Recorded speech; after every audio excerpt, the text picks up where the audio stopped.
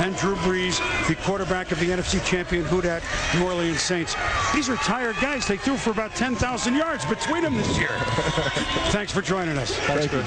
Thanks for having us. Do you visualize you're here in Miami? Did you take a look around, just kind of get to know where everything is? Do you have a feel already for next Sunday? Well, I feel like I do.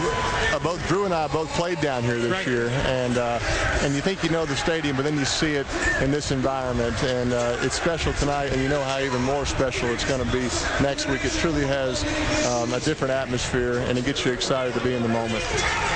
How about you, Drew? That was one of the biggest wins the Saints had. You're down 24-3. You talked to your coach into going for it at the end of the half.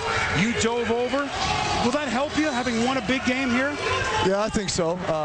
Certainly when we were coming here, knowing that this was going to be the Super Bowl site, we all talked about, hey, guys, let's visualize being here in February. And sure enough, we came up with a big win there, and we felt that locker room atmosphere after the game and said, hey, we'd love to be back here and feel that feeling again.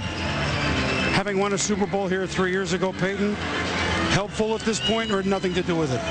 I don't think it's helpful. I don't think just because you're staying in the same hotel, it's going to help you stop Drew Brees and their passing attack. I think we're playing on a level playing field. I'm excited to be back here. This is a great venue for it. I mean, great football history down here, as you've always talked about, Chris. And so we're just excited to be a part of it.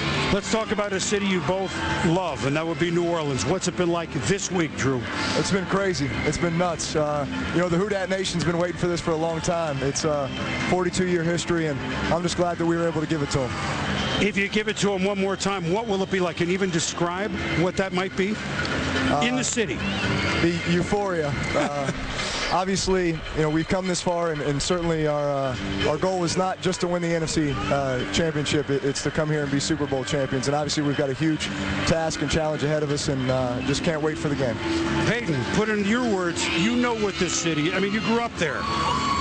Do you almost feel strange having to play the Saints in this thing? Do you feel bad? Well, I'm excited for New Orleans as well, Chris. It's a special place to me. My family lives there. But I also have a great appreciation for what Drew and his teammates have done for the city. Their coaches, their players do just an amazing amount of things for the city. And, of course, Eli and I, it's important to us, too, to still give back to that city, which we do. But I enjoyed watching their game last week, seeing the French Quarter, seeing it empty in the third quarter, and then seeing it after the game. I certainly felt that emotion, and so it's a very exciting time, and I think it'll be a great game. Now, your dad, Archie, obviously said, well, I'm rooting for my son, the Colts. Did you have to politic him, though, after all his years there? No, I don't think so. Obviously, certainly the New Orleans Saints are special to my dad. He's been a part of that organization as a player, as a radio commentator, as an ex-player for 39 years now. And so he knows how special this is, and he's extremely proud of Drew and the New Orleans Saints, but obviously I think he's pulling for his son this week. Well, I understand that. Now, I'm going to have each of you critique when you watch Drew play football for the Saints, what impresses you the most? He's unbelievably aggressive, which is a quarterback I think you have to be.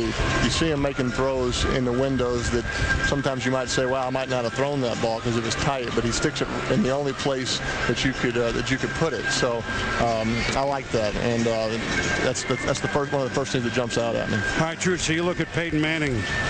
What do you see? What jumps out at you? I mean, really so many things, but I'd have to say just obviously his command of that offense and of that huddle, and it seems like no matter who they plug into the mix that, things don't ever stop. It doesn't skip a beat, and obviously he's the guy who runs the show, and he's able to spread it around, and, they're fun to watch on film. Obviously, it's an impressive offense, and he's one of the best of all time.